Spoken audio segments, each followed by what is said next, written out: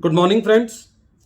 मैं अमित कुमार गुप्ता एडवोकेट अपने income tax के केसेस के सीरीज में आज जो केस आप लोगों के सामने डिस्कस करूंगा उस केस का नाम है matrix common deal private limited versus ITO.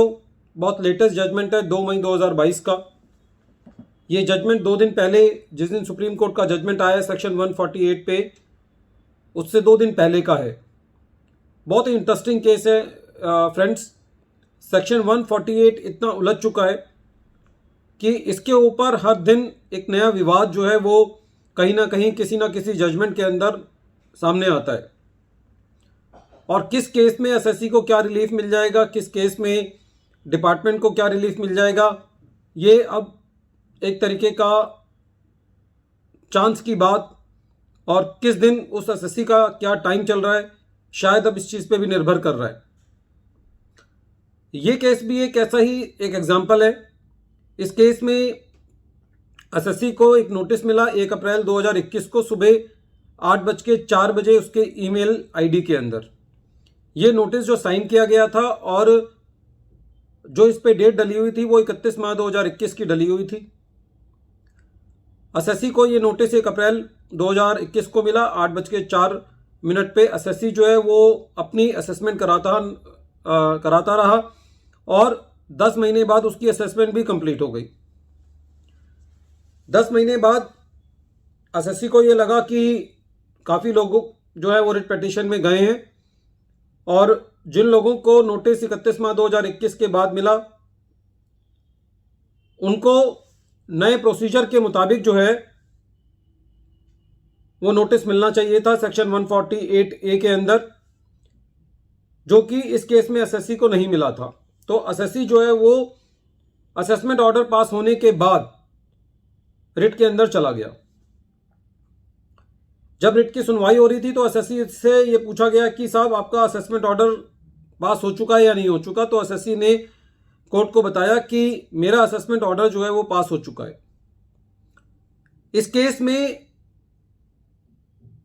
Court ने असेसमेंट ऑर्डर पास होने के बाद भी एसएससी की रिट अलाउ करी और ये कहा कि आपका जो असेसमेंट ऑर्डर था और जो नोटिस था वो ये कोर्ट क्वैश करती है, क्योंकि बहुत सारे डिसीजन पहले आ चुके थे काफ़ी सारे कोर्ट्स के कि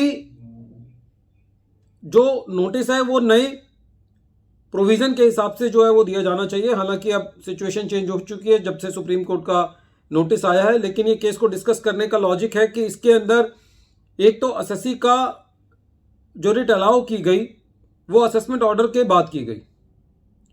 जाते जाते कलकत्ता हाई कोर्ट ने एक बहुत इंपॉर्टेंट चीज़ इसमें कही कि एसएससी जो है कोई नोटिस 31 मार्च 2021 को मिला और एसएससी जो है वो कोर्ट में रिट को लेकर के अप्रैल 2022 में आया। करीबन 10 महीने निकल चुके थे, असेसमेंट ऑर्डर पास हो चुका था। तो कोर्ट का ये कहना था कि एसएससी को इतनी डिले नहीं करनी चाहिए थी और जो एसएससी ने ये डिले की है उस डिले के लिए एसएससी के ऊपर 5,000 रुपये की कॉस्ट लगाई और ये कहा कि ये कॉस्ट एसएससी ने 7 दिन के अंदर जमा करनी है और ये पैसा जो है वो Calcutta high court legal service committee को जाएगा और ये पैसा उन बच्चों के लिए इस्तेमाल होगा जो कि अपने पेरेंट्स के साथ रह रहे हैं और करेक्शनल होम्स के अंदर रह रहे हैं।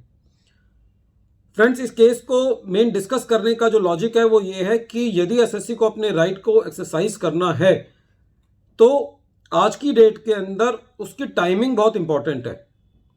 इस केस के अंदर एसएससी ने रिट फाइल करी, असेसमेंट ऑर्डर पास होने के बाद उसकी किस्मत अच्छी थी कि कोर्ट ने ये कह के रिजेक्ट नहीं किया कि आपके पास अल्टरनेटिव रेमेडी है, अब आप उसमें जाएं। लेकिन ऑर्डर पास होने के बाद भी टेक्निकल ग्राउंड पर एसएससी की रिट अलाउ कर दी गई और नोटिस और असेसमेंट ऑर्डर क्वैश कर दिया गया। हालांकि वो एक अलग बात है कि अब सुप्रीम कोर्ट के जजमेंट को आने से वो नोटिस जो है वो अब दोबारा अलाइव हो गया है, वो उसकी असेसमेंट जो है वो दोबारा अलाइव हो गई है। लेकिन फ्रेंड्स, इस केस से जो मेन टेक अवे है वो ये है कि हमको यदि अपनी कोई रिट फाइल करनी है, यदि कोई हमको अपने लीगल राइट का हमको एक्सरसाइज करना है तो उसके लिए हमको डिले नहीं करना चाहिए। कोर्ट में ने यह भी कहा इस केस में कि एसएससी ने जो डिले की है उसकी कोई एक्सप्लेनेशन नहीं दी है।